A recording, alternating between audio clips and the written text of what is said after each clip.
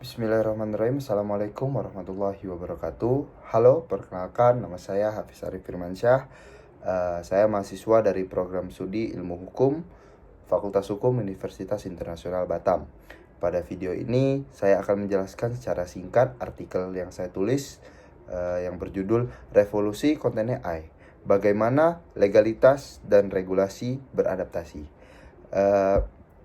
Pertama, saya akan ingin membahas mengenai latar belakang penulisan makalah ini adalah perkembangan teknologi kecerdasan buatan atau artificial intelligence atau AI, khususnya AI generatif telah membawa perubahan besar dalam dunia kreatif.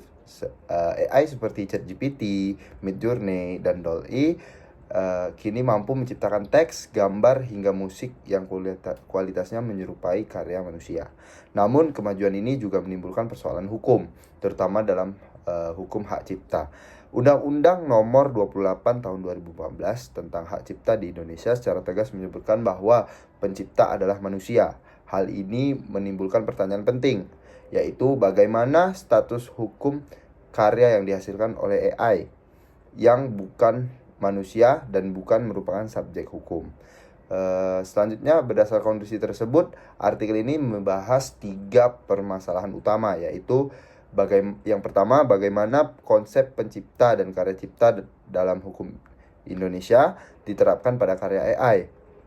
Kedua, tantangan hukum yang muncul dari penggunaan AI generatif termasuk persoalan data latih.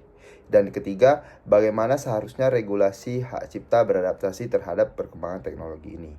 Metode penelitian yang saya gunakan adalah penelitian hukum normatif dengan pendekatan perundang-undangan konseptual dan komparatif yang sederhana. Analisis dilakukan terhadap undang-undang hak cipta di Indonesia serta pandangan hukum dan praktik yang berkembang di tingkat global. Hasil penelitian ini menunjukkan adanya konflik mendasar antara hukum hak cipta tradisional dan teknologi AI. Dalam hukum hak cipta, orisinalitas selalu dikaitkan dengan kreativitas intelektual manusia. Karena AI bukan manusia, maka karya yang dihasilkan secara otonom oleh AI berpotensi tidak mendapatkan perlindungan hukum dan dapat jatuh ke domain publik.